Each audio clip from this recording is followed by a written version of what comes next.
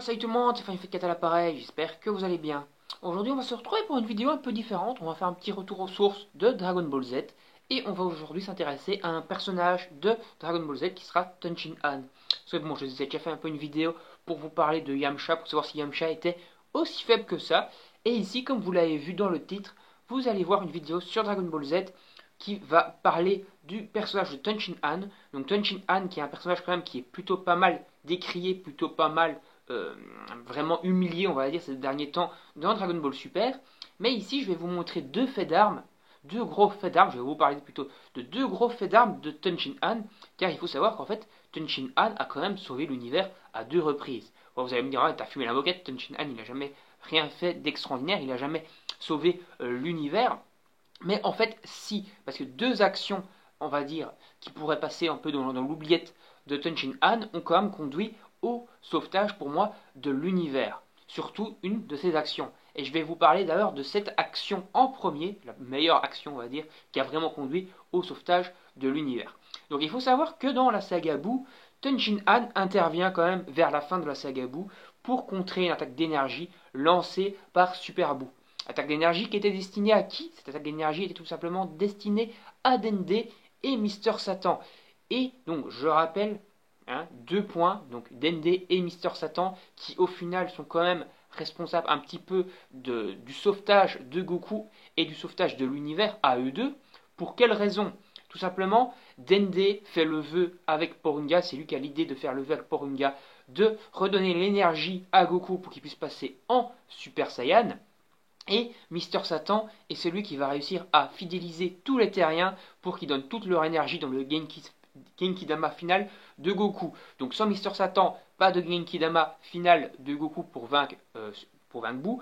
Et sans Dende, pas de nouvelle transformation en Super Saiyan Full Power pour réussir à maîtriser le Genki-Dama. Donc sans eux deux, Goku se fait tuer.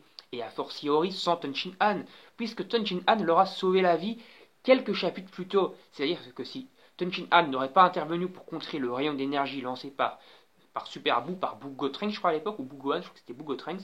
Si Tenshin Han n'aurait pas contré cette attaque avec son Kiko, et ben Dende et Mister Satan seraient décédés, et du coup, Goku n'aurait pas vaincu Boo. Du coup, Boo aurait vaincu Goku, aurait vaincu Vegeta, et aurait finalement condamné la totalité de l'univers à la destruction. Ce qui fait que Tenshin Han a tout simplement sauvé l'univers. A fortiori. Bon, en même temps, Mister Satan et Dende ont aussi sauvé l'univers si on va dans cette optique-là, mais c'est quand même grâce à l'action de Tenshin Han que c'est arrivé. Donc deuxième action qui peuvent conduire donc, au fait que Tenshin Han ait sauvé l'univers, ou en tout cas la planète Terre à coup sûr, c'est tout simplement son intervention héroïque contre Cell.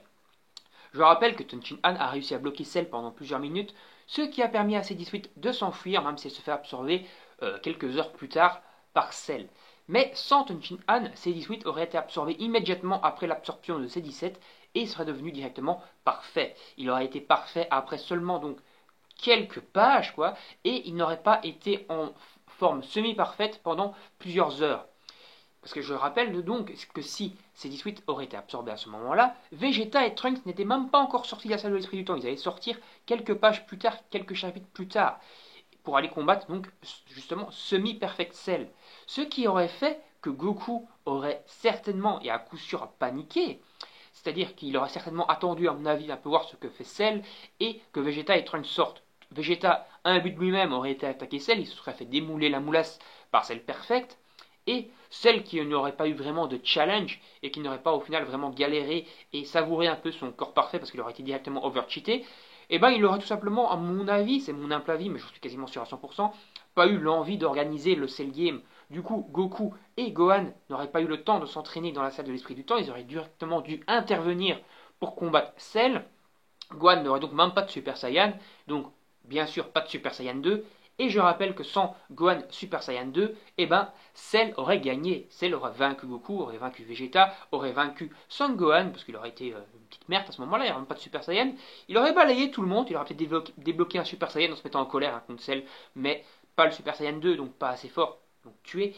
Et donc, cette petite action de Tenshin Han de bloquer Cell, ne fût-ce que quelques minutes, pour permettre à C-18 de s'enfuir, eh ben, a conduit à plein d'événements en chaîne qui n'auraient pas eu lieu s'il ne l'aurait pas bloqué.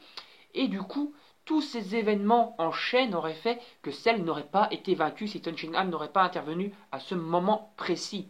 Donc encore une fois, Cell aurait certainement se serait amusé à détruire la planète après avoir vaincu tout le monde. Donc il se serait fait chier, il aurait détruit la planète, il se serait amusé. Et après, qu'est-ce qui ne dit pas que Cell n'aurait pas été se balader dans l'espace, comme c'est le cas dans certains jeux vidéo où Cell est considéré comme vainqueur, ou dans certains fans manga où Cell est considéré comme vainqueur, où il va se balader dans l'espace à la recherche d'un nouvel adversaire à sa mesure. N'en trouvant pas, il détruit des planètes, attire la volée pour s'amuser avec ses petits Cell Junior, et il domine un peu tout l'univers. Donc, Boo aurait dominé, détruit l'univers, Cell aurait dominé, détruit l'univers sans l'intervention de Tenshin Han. Tenshin Han est donc un fucking sauveur de l'univers à 2 reprises dans le manga. Voilà, je viens de redorer en quelques minutes, en presque 6 minutes de vidéo, le blason de Tenshin Han qui a été pas mal sali ces derniers temps, en espérant qu'il nous fasse une fois une belle action, encore une fois, dans Dragon Ball Super par après, pourquoi pas contre Broly ou quoi, éventuellement un petit truc pour le bloquer pendant quelques secondes ou quoi, ça pourrait être intéressant, histoire d'un peu redorer son blason. Parce que je rappelle que, comme vous le voyez, c'est quand même un personnage assez important au final de Dragon Ball. C'est un personnage que Toriyama appréciait, parce que si ce n'aurait pas été un personnage que Toriyama appréciait, jamais il ne lui aurait donné des petites actions, mais qui sont clés dans l'histoire. Ici, Tenshin Han a souvent eu des histoires, des moments cultes, des moments clés. C'est-à-dire comme celle, comme contre Boo, il y a toujours eu des petits moments vraiment importants. Donc voilà, on va s'arrêter ici pour cette vidéo. C'était donc une vidéo pour un peu redorer l'image de Tenshin Han, comme j'avais fait pour Yamcha il y a à peu près 2 ans, voire il y a un peu plus que 2 ans même. Et voilà, un petit redorage de blason des familles. Allez, on va s'arrêter là pour cette vidéo. N'hésitez pas à donner votre avis sur Tenshin Han en commentaire si vous trouvez que ce que je viens de vous expliquer est normal ou pas.